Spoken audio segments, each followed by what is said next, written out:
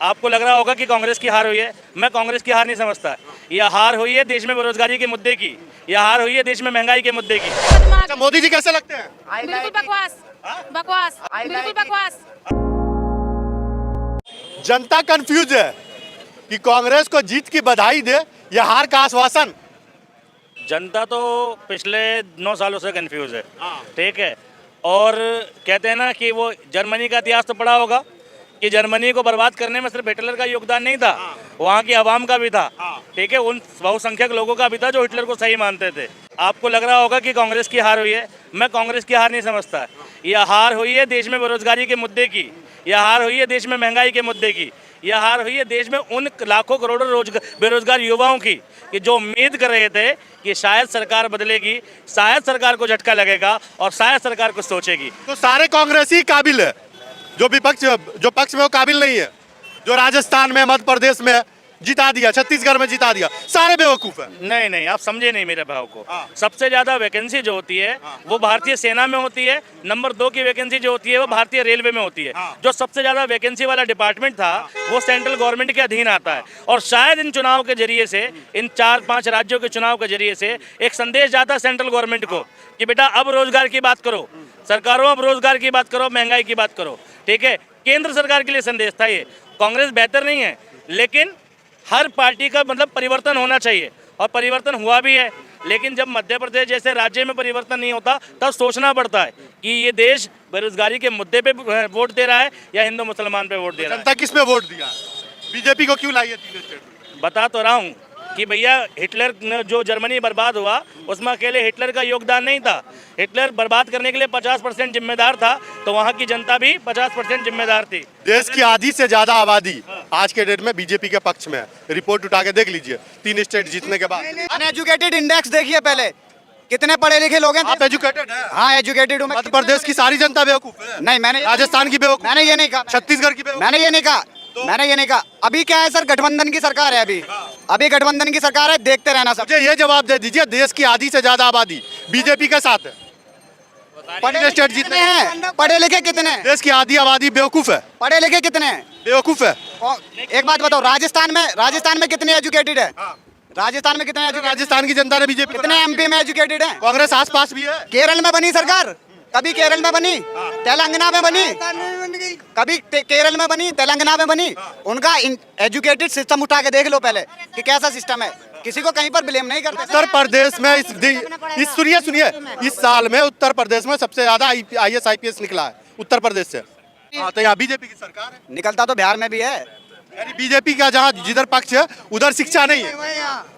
नहीं, ये नहीं कहा जा सकता कि जहां बीजेपी की सरकार है वहाँ शिक्षा नहीं है, लेकिन बीजेपी शिक्षा के मुद्दे पर चुनाव लड़ी है, ये तो बिल्कुल नहीं है। बीजेपी बेरोजगारी के मुद्दे पर जनता को अच्छी क्यों लग रही है? भाई एक दौर आता है, हर किसी का एक दौर आता है, ठीक है। देखिए अच्छा कुछ नहीं लग रहा, पोलराइजेशन हुआ है ये, ठीक है। और पोलराइजेशन के साथ साथ मैं तो कुछ सेटिंग भी मानता हूँ। क्या लग रहा है अगला 2024 का इलेक्शन आ रहा है, बीजेपी वापस आएगी या फिर कोई और पार्टी आएगी? कोई और पार्टी आएगी, बीजेपी तो आएगी ना। हम आएगी तो हम तो जब भी नहीं सोचेंगे 3 स्टेट तो बीजेपी जीत के गई अभी हाल में, सेमीफाइनल जीत गया बीजेपी। आएगी नहीं, पहली बात तो यहाँ तो आएगी नहीं, चाहे कहीं भी आ गई तो किसको लाएंगे? यहाँ तो आएगी नहीं, चाहे किसी की भी आ जाओ, बीजेपी नहीं आएगी। बीजेपी नहीं आएगी? नहीं आएगी। तो आपके हिसाब से कौन प्रधानमंत्री बनना चाहिए? हमारे ख्याल से तो हम तो सोचते हैं मायावती बने। मायावती अच्छी है। हाँ, वो प्रधानमंत्री की तो रेस में ही नहीं है। अच्छा, मोदी जी कैसे लगते हैं?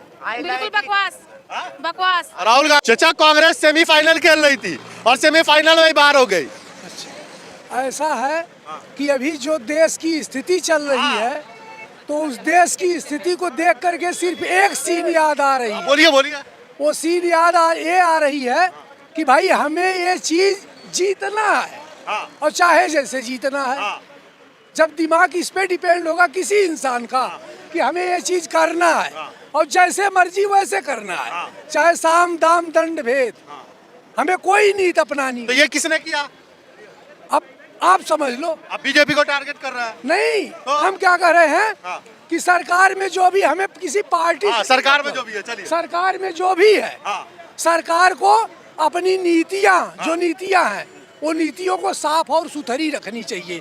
जनता बेवकूफ नहीं है, जनता सब देखती है और समय आने पे जनता निर्णय करती है। अब मैं बता रहा हूँ, अभी राजस्थान में और अभी मध्य प्रदेश में, अभी आपके तेलंगाना में, जो 5 राज्यों में चुनाव हुए हैं, ठीक, अभी तो मीडिया के माध्यम से सबको यही सबके दिखाए जा रहे थे कि भाजपा वहाँ फिसड्डी है, भाजपा का सिक्का नहीं चल रहा, तो भाजपा जीत कहाँ से रही है? जनता ने जिताया है। अब जनता ने जिताया है कि भाजपा अपने आप जीत हासिल अपने आप कैसे जीत लगी? क्यों ना कर लेगी? इसीलिए तो ये रिपोर्ट दिखाई है।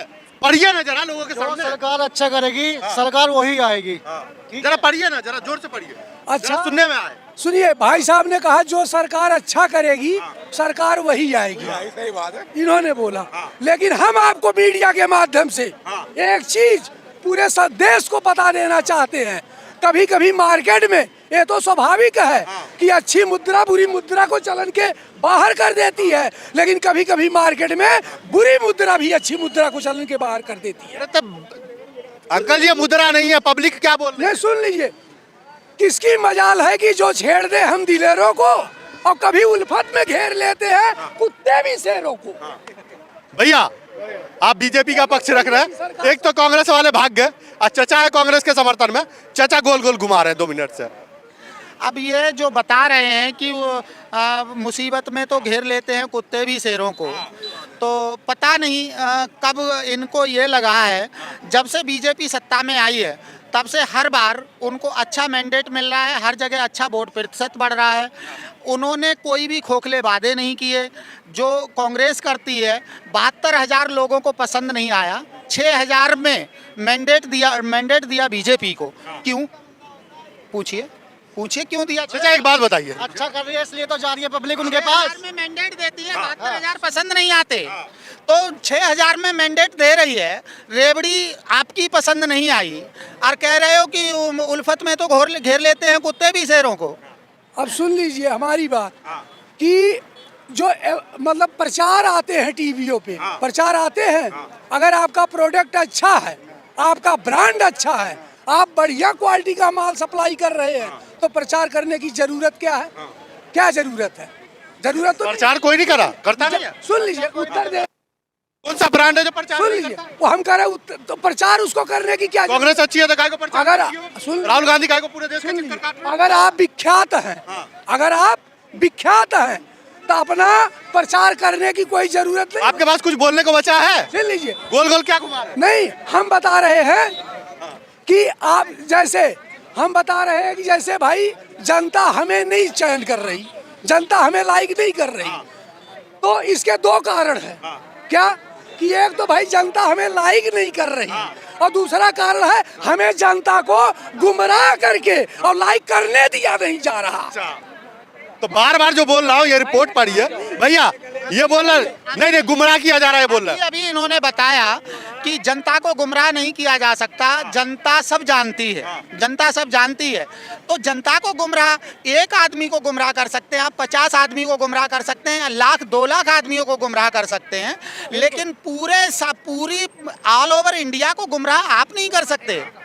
सबको आप गुमराह नहीं। ऐसा है, देखो इस देश में 35% लोग अशिक्षित हैं, अभी भी अशिक्षित हैं, निराश्रित हैं, मतलब कि उनके विवेक का सही इस्तेमाल नहीं कर सकते। चाचा देश की आधा से ज्यादा आबादी बीजेपी के साथ है। जो दूरदृष्टि तक नजर रखते हैं उतना नहीं कर सकते, तो वो जनता, उस जनता को समझाना पड़ता। सुन लीजिए, अब हम कह रहे हैं, सुनिए, 1 मिनट सुनिए। आपने कहा कि मुश्किल में तो घेर लेते हैं कुत्ते भी शेरों को। जरा वो शेर का नाम बताइए जो आदमी एक सिर्फ बीजेपी के साधारण कार्यकर्ता से चुनाव अपना हार जाता है, अपनी विरासत की सीट हार जाता है। एक आदमी, आपका जो सबसे बड़ा चेहरा गठबंधन का, वो एक बीजेपी के सामान्य कार्यकर्ता से चुनाव हार जाता है, ऑप्शनल चुनाव लड़ता है कि कभी हम वायनाड से लड़ेंगे तो कभी कहीं से लड़ेंगे।